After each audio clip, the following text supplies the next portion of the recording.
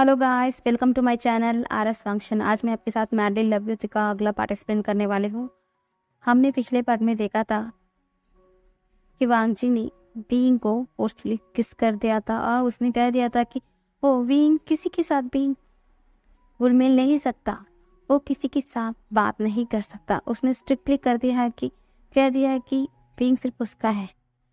पर बीइंग वांगजी की जो बातें हैं उसे सीरियसली ना लेते हुए वो अपनी क्लास पे बहुत मस्ती करता है। उसका पूरा हावर खत्म हो जाता है, पर जैसे ही वो बाहर आता है एक लड़की दौड़कर आती है, उससे बातें कर रही होती है और कोई इंसान उसे डार्कली देख रहा होता है अब आंखें, और वो इंसान बहुत डार्कली और एकदम अपनी लाल आंखों से भींग और उस लड़की की ओर बहुत ही घूर घूर के देख रहा था। और वो और कोई नहीं, हमारा वांगजी था। वांगजी इतना ज्यादा गुस्से में हो गया कि वो तुरंत विंग के पास आता है और विंग को घसीटते हुए अपने पीछे करता है और बोलता है, उस लड़की को बोलता है, लीव। मैंने क्या कहा, तुम्हें सुनाई नहीं दे रहा? मैंने कहा तुम यहाँ से अभी की अभी निकलोगे, ऐसा चीखते हुए बोलता है। और वो लड़की एकदम डर जाती है। उनकी इतनी तेज आवाज बात सुनकर वहां पर जो कोई भी था वो एकदम स्टंट होकर, सब लोग ना उन दोनों की यानी कि उन तीनों की तरफ ही देख रहे थे। वहां पर दौड़कर यानली और जंक्शन भी आ चुके थे। तभी हमारा वांगजी विंग को उसके कमर से पकड़कर अपनी और करीब करता है और वो बोलता है, मैंने तुमसे कल आज सुबह क्या बोला था? तुम अब किसी के साथ नहीं बात करोगे, किसी के साथ घुल मिल नहीं सकते, फिर भी तुम मेरी बातों को सीरियसली नहीं लेते। हाँ, लगता है कि मैं इन सबको ये बताना ही पड़ेगा, ऐसा बोलता है। वांगची की बातें सुनकर बिंग ना सिर्फ हक्का हक्का होकर देख रहा था। उसे लग रहा था कि वांगची मजाक कर रहा है। वो उसे नहीं लग रहा था कि वांगची कुछ सीरियसली ऐसा बात कर रहा है। तभी वांगजी सबकी तरफ देखता है और बोलता है, देखो, आज के बाद कोई भी ये मेरा बॉयफ्रेंड है, समझ में आया आप सबको? हाँ, जैसा आपने सुना, ये मेरा बॉयफ्रेंड है और आज के बाद कोई भी इसके ऊपर नजर रखा और गलत इरादे से इसे देखा, मुझसे बुरा कोई नहीं होगा। और मैं क्या कर सकता हूँ और क्या नहीं, ये सब लोग अच्छे से जानते हैं ना। जो आज के बाद मेरी बॉयफ्रेंड के पास आसपास भी मत मंडराना, ऐसा बोलकर वो विंग की तरफ देखता है। वो विंग की तरफ एक स्माइल करते हुए बोलता है, क्यूट बनी। सच में ये नाम ना तुम्हारे चेहरे से एकदम घुल मिलता है ना। तुम्हारे ये खिलखिलाता हुआ चेहरा और मेरा ये दिया हुआ नाम क्यूट क्यूट बनी बहुत अच्छा है। और हाँ, उसकी जो फोरहेड है उस पर एकदम नॉक करते, अपने हाथों से नॉक करता है, बोलता है, तुम्हें समझ में आ गया है ना मैं जो कुछ भी कहूँ? अच्छा है कि तुम जल्द से जल्द समझ जाओगी, नहीं तो अगर मैं समझाने बैठूंगा ना तुम्हें बहुत ज्यादा दिक्कतें हो जाएगी। अच्छा होगा कि अब तुम किसी के आस पास पे मत जाना। ऐसा बोलकर वो विंग की चिक्स पर एक किस करते हुए चला जाता है और विंग डंप की तरह वहीं पर खड़ा था। तभी यानली भाग कर आती है, विंग को शेक करते हुए बोलती है, क्या हुआ भी आशियन? ये क्या था? ये सब कुछ क्या था? तुम बताओगी? ये क्या कह कर गया है और तुम ऐसा ऐसा बोल रहा था। तभी विंग ना अपने होश में आता है। तब ना वो नर्वसली स्माइल करते हुए अपनी सिजी को देखता है और जंक्शन गुस्से में था। वो बोलता है, ये क्या हो रहा है यहाँ पर? हाँ, वो क्या बकवास कह कर गया था? अगर तुम्हें पता है, अगर माँ को पता चल गया ना, अगर माँ क्या सोचेगी तुम्हें पता है ना, पहले से माँ तुम पर बहुत जुल्म करती है। अगर माँ को कुछ भी पता चल जाएगा ना, मुझे मुझे मुझे मुझे बहुत डर लग रहा है, मुझे बहुत डर लग रहा है। विंग ऐसा बोलता है। तभी विंग बोलता है, आई होप कि आंट को कुछ पता ना चले। तभी जिंगशा रोकते हुए बोलता है, हाँ, आंट को नहीं पता चलेगा, पर उससे पहले मेरी बातों का जवाब दो। और ये क्या था? हाँ, उसने क्या कहा सुबह? हाँ, इसने सुबह तुम्हें खींच कर लेके गया ना, बताओ उसने उस वक्त क्या बोला था? जल्दी से बताओ विंग मुझे, ऐसा बोलता है। तो विंग ना जैसे ही सब कुछ बता देता है कि वांगजी ने उससे किस तरीके से बातें किया, पर वो अपने दोनों सिबलिंग्स यानी कि यानली और जंगफा को ये नहीं बताता है कि वांगजी ने उसे किस किया है। वो भला तोड़ी ना बता सकता है अपनी भाई और बहन को, इसलिए वो उस बात को छोड़कर सब कुछ बता देता है। ये सब कुछ सुनने के बाद ना यानली अपने सिर पर हाथ रख लेती है, बोलती है ये क्या नया मुसीबत हमने अपने सर पर ले लिया है। अगर विंग विंग तुम नहीं जानती है ना वांग जी के बारे में, वांग जी और किसी भी एक चीज पर अपना मन बना लेना उसे पाकर ही दम लेता है, वो ऐसा है। पर तुम कोई चीज नहीं हो विंग, तुम कोई चीज नहीं हो और तुम्हारे साथ सुमारा सीजे कुछ होने भी नहीं देगी। मैं कल बात करूंगी उससे, मुझे बात करना होगा। आखिरकार इस बार मेरी बाइक के ऊपर सवार आ गया है, हम कल बात करेंगे। चलो अभी हमें घर जाना पड़ेगा, पता नहीं माँ क्या करेंगी घर पर। चलो, ऐसे बोलकर वो जा रहे थे। विंग कुछ भी नहीं बोल रहा था और दूसरी ओर वांग जी की दोस्त वो बोल रहे थे, हंस रहे थे। आखिरकार हमारा कूल ड्यूट का एक बॉयफ्रेंड बन चुका है। मुझे नहीं लगा मेरा बेस्ट फ्रेंड को एक लड़का पसंद आएगा। फिर भी तुमने जिसे पसंद किया ना वो लड़की की भी ज्यादा खूबसूरत है, तो शायद तुम्हारा दिल उस पर आना कोई गलत बात भी नहीं है। ठीक है, जो भी हो हम तुम्हारे साथ हैं, ठीक है। अगर वो नहीं माना ना हमारा बॉयफ्रेंड बनने से, हमें पता है कि हम कैसे मनाएंगे। और हाँ, किसी की हिम्मत हो सकती है क्या जो हमारी वांगजी को ना करे? अगर वो ना करता है तो उसका जिंदगी खेल ना बना दिया ना, हम भी तुम्हारा दोस्त नहीं है, ऐसा बोल रहे थे। तो वांगजी बोलता है, सही कहा ड्यूड तुमने, वो मुझे मना नहीं कर सकता। ऐसा बोलकर वो स्माइल कर रहा था। और हाँ, मुझे पता है कि उसे किस तरीके से नचवाना है अपने हाथों की कठपुतली की तरह, ऐसा बोल रहा था। तभी वांगजी के दोस्त बोलते हैं, अच्छा इसका मतलब तुम्हारे पास पहले से ही प्लान है, सब कुछ तुम पहले से तैयार कर रखे हो, है ना? ऐसा बोलते हैं। तो वांगजी बोलता है, एब्सोल्युटली, जैसा तुमने मुझे उसका इन्फॉर्मेशन दे दिया, मुझे पता चल गया कि मैं उसे कैसे कप में रख सकता हूँ। ऐसा उसने एक विंग करता है। तभी उसके दोस्त बोलते, वांगजी ओ वांगजी, तुम ना सच में कुछ बोलना ही नहीं आ रहा है मुझसे, तुम कैसे ये सब कुछ कर लेते हो? ऐसा बोलकर वो उसके दोस्त ने उसे और भी ज्यादा सर पर चढ़ा रहे थे। वो ये नहीं बोल रहे थे कि ये गलत है कि अगर कोई इंसान उसे उसके करीब नहीं आना चाहते तो उसे किसी भी चीज के लिए फोर्स नहीं करना चाहिए। पर उसका दोस्त उसे समझाने के बदले उसे उल्टा चढ़ा रहे थे सर पर। इसके चलते वांगजी ये समझ नहीं पा रहा था कि वो जो कर रहा है वो गलत है। हाँ, उस गैंग में एक इंसान ऐसा भी था जो वांगजी के लिए अच्छा सोचता था।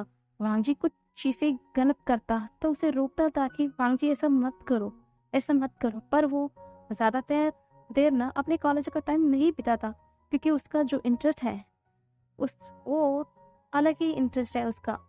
वो उसका दोस्त नेहुसैन है। नेहुसैन वांगजी का एक अच्छा दोस्त है और वांगजी भी ये मानता है कि नेहुसैन उसका बहुत अच्छा दोस्त है। पर वो ज्यादातर क्लास ना अटेंड नहीं करता है, अपनी बाइक की मदद करना है उसे, और उसकी जो फोन हॉबीज की वजह से वो हमेशा क्लास से बाहर रहता है। एक हफ्ते में ये क्या 2 बार ही वो कॉलेज अटेंड करता है। जब जब एग्जाम की वक्त आता है तभी वो क्लास अटेंड करता है पूरी तरीके से और एग्जाम लेता है, नहीं तो बाकी के वक्त अपना बाइक का मदद करना यही उसका काम था। पर वो हमेशा वांगजी को कुछ भी गलत करने के लिए रोक टोक लगाता ही रहता। पर ये दोस्त वांगजी को नेहुसैन के साथ ज्यादातर रहना ही नहीं देना चाहते थे, क्योंकि वो लोग जानते हैं कि भले ही ये लोग कितना भी वांगजी का क्लोज क्यों ना हो, पर वांगजी का सच में अगर कोई इंसान क्लोज है वो नेहुसैन ही है। इसलिए जो नेहुसैन यहाँ पर नहीं है उसका वो फायदा ना बहुत अच्छे तरीके से उनका दोस्त उठाते थे। उसके चलते वांगजी को बहुत कुछ ऊपर चढ़ाते हैं और उसे हमेशा जो उसका अंकल जो रिच बिलियनियर है उसके चलते जो उनका कर्ज है सब कुछ ना वांगजी के सर पर डाल देते हैं। और वांगजी इसे कोई डील में नहीं लेता है क्योंकि ये उनका दोस्त है। ऑफ कोर्स वो उनके लिए पे करेगा, है ना? तो वो हर किसी का जो पेमेंट है वो पे करता है। और हाँ, उनके दोस्त सिर्फ वांगजी की जो रुतबा है, जो पैसा है, इसी की वजह से उनके साथ है।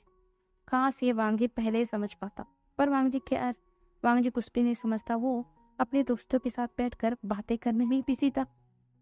अब दूसरी ओर जैसा ही विंग और यानली जंगशा तीनों घर पर पहुंचते हैं, जैसे ही वो पहुंच के हॉल में एंट्री करते ही हैं, तभी मैडम यू नीचे आती है अपने एक बहुत बड़ा चाबुक के साथ। वो नीचे आती है और उसे देखकर सब लोग डर गए थे। जंगशा आगे आकर विंग के सामने खड़ा हो गया था क्योंकि उसे डर लग रहा है कि उसकी माँ कहीं उसका ब्रदर को हर्ट ना कर दे। हाँ, उसकी माँ कभी भी चाबुक नहीं उठाया है, पहली बार उठाया है, पर कभी भी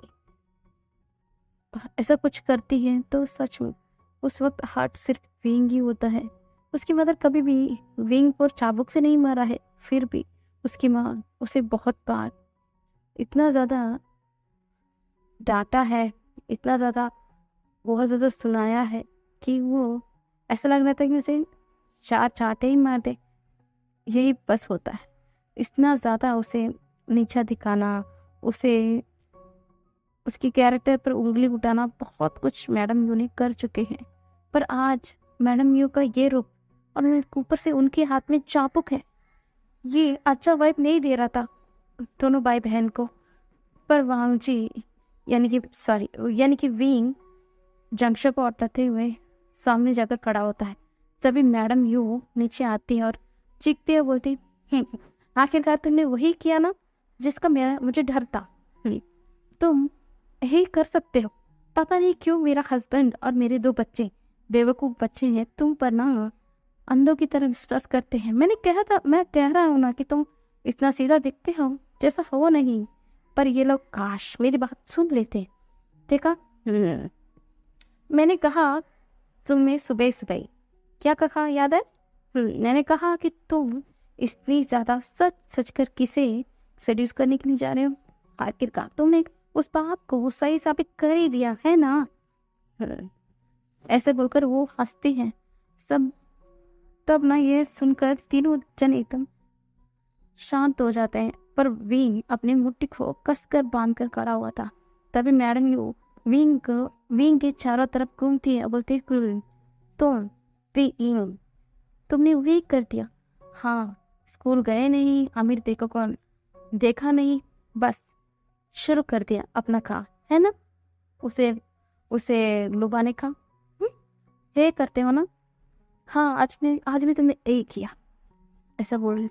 तभी यानी बोलती है तभी ना या मैडम यू हंसती है। हाँ, मैं जानती हूँ तुम ऐसा क्यों पूछ रहे हो कि मैं कैसे जानती हूँ, है ना? मैं जानती हूँ तुम मेरे बच्चे हो। अगर तुम आज पहले दिन कॉलेज जाओ और हाँ उसके बारे में मुझे कुछ ना पता हो, ऐसा हो सकता है क्या? मैंने पहले से ही तुम तीनों के ऊपर अपनी नजर रखी हुई थी। मैंने जाना आज कॉलेज पे क्या क्या हंगामा हुआ था। और हाँ, कॉलेज जाते ही हमारा जो विंग है उसने भी क्या कांड किया है, ऐसा बोल रहे थे। तभी यानी ना डरते हुए बोलते, मॉम आप गलत समझ रहे हो, विंग ने कुछ भी नहीं किया, ऐसा बोल रहा था। तभी मैडम यू शक्ल करते हुए बोलती है, अच्छा तुम्हारे ब्रदर कुछ नहीं किया, अभी भी तुम अपने ब्रदर के लिए डिफेंस करोगे? यानली सच में तुम मेरी ही बेटी हो ना, तुम ऐसा कैसे कर सकती हो, ऐसा बोलती है। तभी यानली रोती है, बोलती, मम अब सच में गलत समझ रही, ये सब कुछ उस लड़के लिए किया, हमारा विंग का इसमें कोई गलती नहीं है मॉम, ऐसा बोलता है। तभी मैडम यू ना दांत पीसते बोलते, अच्छा हाँ, अगर वो अमीर लड़के हैं वो कुछ भी कर सकते, पर इसका अक्ल कहाँ गया था? मैं कुछ नहीं समझती, मैंने जैसा सोचा था ऐसा ही किया है इसने। हमारा नाम ना ये मिट्टी में मिला देगा, जैंक्स का नाम को ये। मैं इसलिए तो मैं कहती हूँ इसे उतना ज़्यादा स्ट्रिक्ट रखती हूँ, पर तुम लोग इसे अपने सर पर चढ़ा कर रखते हो, क्यों नहीं समझते मेरी बात को? ऐसा बोलकर वो बींग की तरफ गुस्से में देख रही थी। तभी चंग बोल रहा था, चंग बोलता, माँ बहुत हो गया आपका। हाँ, हर कोई मेरे ब्रदर को क्यों फॉर ग्रांटेड ले जाते हैं। हाँ, फॉर ग्रांटेड आप सब लोग मेरे भाई का ले लेते हो। कभी वो अनाथ है इसके कहकर, कभी उसका कोई नहीं है यही कहकर। और हाँ, आपने भी तो यही कर रहे हैं ना माँ। अगर अगर उसके आप उसके सही में उसकी माँ होती तो क्या आप विंग के साथ इन होने देती? नहीं। हाँ, आप है तो फिर भी उसकी सौतेली सौतेली भी नहीं, हम तो उसका अडाप्टेड है ना। हाँ, अडाप्टेड मम है, इसलिए तो आप सारा ब्लेम विंग के ऊपर डाल रहे थे। आपने ये नहीं पूछा था कि विंग तुम्हारा स्कूल, तुम्हारा कॉलेज कैसा था, क्या तुम अच्छे थे? और तुमने ये देखा कि विंग के साथ क्या हुआ है? क्या आपने ये जाना कि इसमें विंग का सहमति थी या नहीं, विंग किस मेंटल स्थिति में है? कुछ भी नहीं जाना आपने सिर्फ आकर इल्जाम लगा दिया उसके ऊपर। सच में मॉम, मुझे आपको मॉम कहते हुए शर्म आ रही है, ऐसा बोलते हैं। तभी मैडम बोलते, अच्छा आज तुम्हें अपनी माँ को मॉम कहने हुए भी शर्म आ रही है। ये सब कुछ इस इंसान की वजह से हुआ है ना, और आज मैं तुम्हें नहीं छोड़ूंगी। तुमने देखा, आज तुम्हारे वजह से मेरे बच्चे मुझे हाँ, माँ कहने हुए भी शर्म आ रहे हैं। और मैंने तुम्हें कितनी बार कहा, ऐसा सच धज कर मत जाओ। तुम ऐसा जाओगे तो सब लोग तुम्हें गलत इरादों से ही देखेंगे ना। पर काश कोई मेरी बातों को समझता। और हाँ, तुम्हें आज इसका सजा मिलते रही, ऐसा बोलते हैं। तो ना यानी बोलते, माँ ऐसा कुछ मत कीजिए, ऐसा कुछ मत कीजिए। ऐसा बोलकर उसकी माँ के हाथ से उस चाबुक को फेंक कर डाल देती है। तभी मैडम हंसती है, अच्छा तुम चाबुक को फेंक दोगी तो क्या ये मुझसे बच पाएगा? नहीं। और इसका जो मैं वो हाल करूंगी, इसके बाद वो किसी को मुंह दिखाने के भी लायक नहीं रहेगा। इस प्यार शकल की वजह से हर किसी को ये अपने चाल में ला रहा है ना, तो मैं इस फेस को ही खराब कर दूंगी। ऐसा बोलकर वो विंग की हाथ को एकदम कसकर पकड़ते हैं। और उसकी वजह से विंग को बहुत ज्यादा दर्द भी हो रहा था, उसके आंखों से आंसू भी बह रहे थे, पर वो कुछ भी नहीं बोलता। तभी जमशा आता है, माँ के हाथ को ना विंग के हाथ से हटाता है, बोलता है, माम छोड़िए, माम से दर्द हो रहा है, प्लीज माम छोड़िए। तभी यू बोलती है, वो तो नहीं कह रहा है, तुम्हें बड़ा दर्द हो रहा है ना। ऐसा बोलकर वो चिन को एकदम धक्का देती है। वो सर्वेंट्स को बोलती है, उसे पकड़ो उसे, ऐसा बोलते हैं। सारे सर्वेंट्स ना विंग को बहुत ज्यादा प्यार करते हैं, क्योंकि विंग बहुत प्यारा बच्चा है। पर मैडम यू से वो लोग डरते हैं, वो क्या कर सकते, वो सिर्फ सर्वेंट है। जो मास्टर का है, उन्हीं का बात तो इन्हें मानना पड़ेगा ना। तो ऐसा बोलकर वो लोग भी रोते हुए जंक्शा को पकड़ लेते हैं। जैसा बोल रहा था, छोड़ो मेरी हाथ को, छोड़ो मेरी हाथ को, ऐसा बोल रहा था, पर हर कोई उसे और ज्यादा कसकर पकड़ रहा था। यान बैठकर रोने लग गई थी। मैडम यू आती है विंग के पास, और विंग को एकदम गुस्से से देखती है और एक जोरदार चाटा विंग के घर पर जड़ देती है। विंग सीधा जमीन पर गिर जाता है। उसकी मुंह के यानी कि उसके लिप के कॉर्नर से एकदम ब्लड भी आ रहा था। पर मैडम यू उससे भी नहीं रुकती है, उसे अभी भी मन शांत नहीं हुआ था। तो वो वापस से उठती है और उसे और एक छाटा मारने वाली होती है। तभी सनवेन आ जाते हैं और वो यू को एकदम धक्का देते हैं। वो बोलते, यू तुम्हारी हिम्मत कैसी हुई, आज तक तुमने विंग को डांटा, मैंने सुना, मैं कुछ भी नहीं कहा, पर आज तुम्हारी हिम्मत कैसी हुई उसके ऊपर हाथ पे उठाने लगी तुम। मैं तुम्हें नहीं छोड़ूंगा यू। मैंने तुम्हारी हर गलती को, हर सजा, हर गुनाह को मैंने माफ किया। तुम इस बच्चे के साथ इतना ज्यादा बदसलूकी किया, मैं कुछ भी नहीं कहा। मैं कम से कम ये सोचकर खुश हुआ, भले कि तुम कितना भी क्यों ना इस बच्चे को डांटे, फिर भी तुम्हें इसका हर जरूरतों का ख्याल रखा। शायद मैं इसी में खुश था, पर आज तुमने हाथ पार कर दी। तुमने एक साइड का बात सुनी, पर पूरा सच तुम जानने की कोशिश की है। हाँ, मैं गया कॉलेज, क्योंकि यानी ने मुझे उसका ब्रेक आवर में बुलाकर सब कुछ बता दिया था। तो मैंने गया और मैंने जाकर जान लिया था कि आखिरकार वहां पर क्या हुआ है, और इसमें मेरी आशियन का कोई गलती नहीं है। ऐसा बोलते हुए उसे देखते हैं। तभी मैडम गुस्से में बोलते, तुम हमेशा क्यों तुम्हें ऐसा लगता है कि विंग का कोई गलती नहीं है?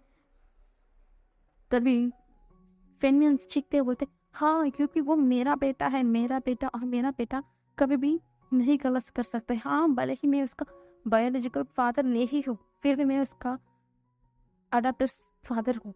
समझ लो, अपने दिमाग में ये बात गुस्सा लेना। वो मेरा परवरिश है और मेरा परवरिश गलत करे ऐसा नहीं हो सकता, हर किस नहीं हो सकता। और हाँ, और आइंदा ऐसा बकवास करेगी ना तो मैं कुछ भी कर बैठूंगा। यू उसके बाद जो भी होगा उसका जिम्मेदार मैं नहीं, खुद तुम होगे, तुम। ऐसा बोलकर उससे गुस्से में देख रहे थे। पर मैडम यूं कहाँ चुप रहने वाली थी। वो दांत पीसते हुए बोलती, हाँ बताओ क्या कर लोगे, क्या कर लोगे? मैं भी देख रही हूँ जब से ये हमारी जिंदगी में आया है तुम बहुत बदल गए हो। यू बहुत बदल गई हो फेनमियांग, तुम बहुत बदल गई।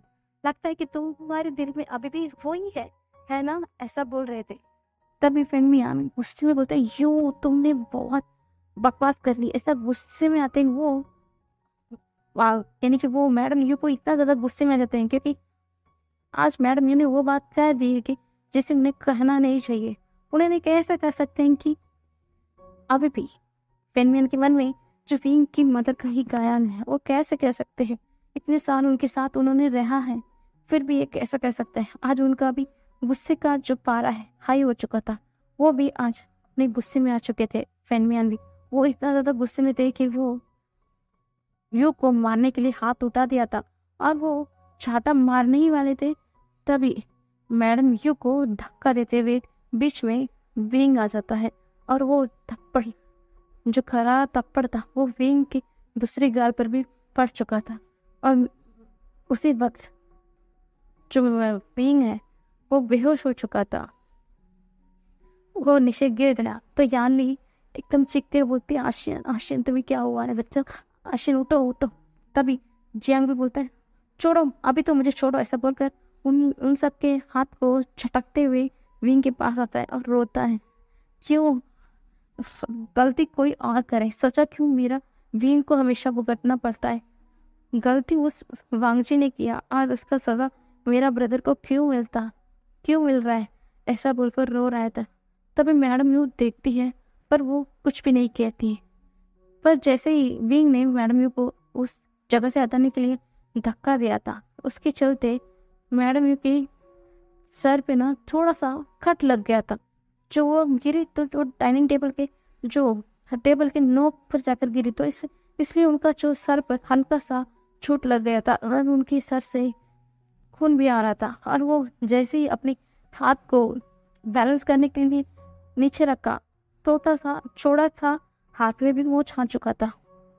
फिर भी मैडम सबको नजरअंदाज करते हुए ऊपर चले जाती है और फेंग मियान रोते हैं, क्या हो रहा है मेरे बच्चे के साथ? हमेशा क्यों मेरा बच्चे के साथ ऐसा होता है? क्यों हर अब कभी भी देखो मेरा बच्चा अगर एक बार वो हैप्पी हो जाए ना, दूसरे पल ही उसकी जिंदगी में इतना ज्यादा तूफान आ जाता है कि वो हंसी एकदम गायब हो जाती है और उसकी आंखों से सिर्फ लगातार आंसू बह रही थी। ऐसा बोल रहा था। तभी मैडम यूं दरवाजे को एकदम धड़ाम से बंद कर लेते हैं। नीचे जो भी थे वो लोग ऊपर से देख रहे थे और अपने आंखों को बंद कर लेते हैं क्योंकि थोड़ी देर में जो डॉक्टर भी आ गए थे वो विंग को चेक करते हैं और उनको जो स्लीपिंग का इंजेक्शन दे देते हैं क्योंकि आज विंग जो वांगजी की वजह से बहुत डिस्टर्ब भी था और ऊपर से इतना बड़ा ड्रामा और 2 बार थप्पड़, इतना खरारा थप्पड़ खाने की वजह से वो बेहोश भी हो गया था। इसलिए डॉक्टर आते हैं, उसके जो मुंह से जो ब्लड आ रहा था उसे पोंछते हैं और उसे कुछ पेन किलर देते हैं और वो बोलते हैं कि सब कुछ सही हो जाएगा क्योंकि वो उनका फैमिली डॉक्टर है। वो सब कुछ पहले से जानते हैं कि यहाँ पर क्या हो रहा है, इसलिए वो भी चले गए थे बिना कुछ बोले अपने सर को हिलाते हुए। तभी फेन मियां जाते हैं, विंग के बाल को सहलाते हैं, ऐसा तुमने क्यों किया बच्चा, तुमने क्यों किया? मैं जानता हूँ तुम अपने आंट को किस नजरिए से देखते हो। मैं जानता हूँ तुम अपने आंट को अपनी माँ का जगह देना चाहते हो, पर वो डिजर्व नहीं करती है बच्चा, वो डिजर्व नहीं करती है तुम्हारा प्यार को। पर तुम कब समझोगे, तुम कब समझेगो? अभी भी तो उसे मुझसे बचाने के लिए तुम आकर उसका थप्पड़ तुम खा लिया, पर उस तुम्हारी मदर को, तुम्हारी आंट को तो कुछ भी फर्क नहीं पड़ता। पर तुम क्यों नहीं समझते बच्चे ने, तुम क्यों नहीं समझते? तुम्हारा आंट तुम्हारा प्यार के काबिल नहीं है, क्यों नहीं समझते? ऐसा बोलकर उनकी आंखों से आंसू बह रहे थे। और जो जेंट्सा दरवाजा पर टेक लगाकर खड़ा हुआ था, उसकी आंखों से भी आंसू बह रहे थे। वो भी जानता है, बचपन से वो अपने ब्रदर को नोटिस करते आया है। उसकी माँ उसे बहुत कुछ सुनाती है, बहुत कुछ डांटती है, फिर भी विंग सब कुछ हंस के मुस्कुरा के टाल देता था। पर उसके आंट को कभी भी यह बुखार आ जाए, उसका तबीयत खराब हो जाए, वो कभी भी नहीं सोता है। जैसे ही उसकी जिंदगी में आया है, मैडम यू और फेनमियन दोनों अलग अलग कमरे में रहने लग गए। फिर भी अगर विंग को ये पता चला कि उसका आंट का तबीयत खराब है, तो वो तुरंत अंदर जाता है, अपनी आंट यू का पूरा रात वो सेवा करता रहता है। उसके बच्चे तक भी उसके कमरे में नहीं जाते हैं, उसकी माँ की चिड़चिड़ा नेचर की वजह से। फिर पर पर ऐसा नहीं था। विंग पूरा रात उसकी आंट का सेवा करता था। उसके आंट को जब बुखार हो जाता, वो पूरी रात जो ठंडी ठंडी कपड़े से उसके मदर जो उसके आंट के फोरहेड पर पट्टी लगाकर रखता था, उन्हें ठीक होने तक उसके कमरे से हटता ही नहीं था। उनके पैर को दबाना, उन्हें देखता ही रहना। हम जब भी उसके आंट को होश आती ना, वो छुप जाता था, वो नहीं दिखाता था कि वो वहां पर है। पर जैसे ही उसका आंट सो जाती ना, वो उसके पास वापस बैठ जाता है, उसे देखता रहता है। उसके लिए हर वक्त वो गॉड तक प्रे करता है कि उसकी आंट को जल्दी ठीक कर दीजिएगा। ऐसा कर कर वो हमेशा उसके आंट के लिए प्रे करता रहता है। तो ये जंगशाह अपने होश से बाहर आता है, बोलता है तुम अभी भी नहीं बदले, तुम अभी भी अपने आंट के ऊपर एक भी उंगली का निशान भी नहीं जाते, पर तुमने अपनी शक्ल को देखा ही नहीं, तुम्हारा तुम जो फेस है कैसा हो चुका है। ऐसा बोलकर उसकी आंखों से आंसू बह रहते और वो उसे अब यहाँ पर खड़ा नहीं हो पा रहा था, इसलिए वो अपने कमरे में चला जाता है और वहाँ पर जो भी चीज था उसे तोड़ने लग जाता है। और वो चीखते बोलता है ये सब कुछ तुम्हारी वजह से हुआ नान वांग जी, तुम्हारी वजह से आज मेरा परिवार का हर कोई दुखी है। मेरे से जी रो रही है और मेरा ब्रदर एहसान लेटा हुआ है और मेरा फादर अपसेट है। मैं तुम्हें कभी भी नहीं माफ़ करूँगा, कभी भी नहीं माफ़ करूँगा। मैं अपने फादर के बारे में कुछ भी सुबह से शिकायत नहीं करूँगा, क्योंकि उनके ऊपर तो मैं ही बहुत तक शिकायत लगा बैठा हूँ। तो मैं तुम्हें उसके लिए तुम्हें क्यों दोषी ठहराऊंगा? पर तुम आज तुमने मेरे भाई के साथ ये किया ना, मैं तुम्हें माफ़ नहीं करूँगा। अगर कल भी तुम ऐसा कुछ करते हो, आई स्वेयर मैं क्या कर बैठूंगा, मुझे ये आइडिया नहीं। ऐसा बोलकर वो सारी चीज़ों को तोड़ रहा था और कमरे के अंदर यानी सिर्फ रोए जा रही थी। उसे याद था कि उसका बच्चा जैसा जब उसका बेबी ब्रदर है, वो कितना मासूम है, कितना मासूम है।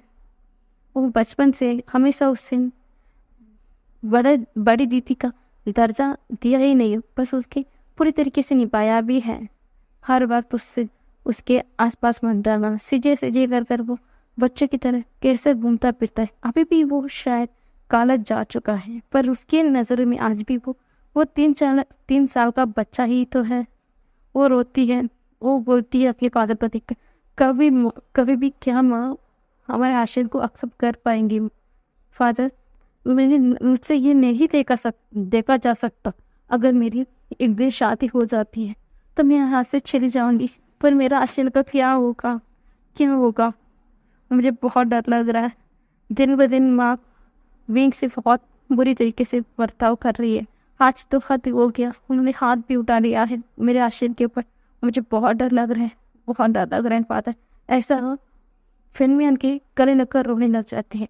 तभी फेनमियन बोलते हैं तुम फिक्र मत करो, जब तक तुम्हारा फादर यहाँ पर है कोई भी तुम्हारा ब्रदर को कुछ नहीं कर सकता, आई प्रॉमिस।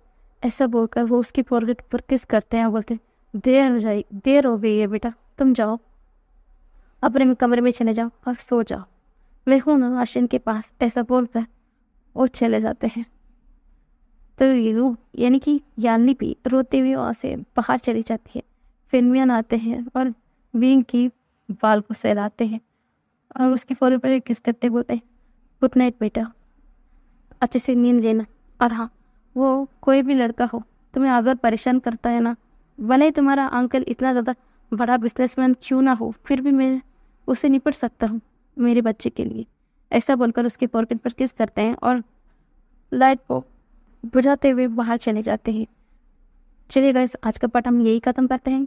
आगे का पार्ट हम कल देखेंगे। बस मुझे इस एक हफ्ते के लिए थोड़ा पार्ट बड़ा नहीं बनाऊंगी, पर हाँ, जल्द से जल्द इस फ्लैशबैक को ख़त्म कर दूंगी। Bye bye guys.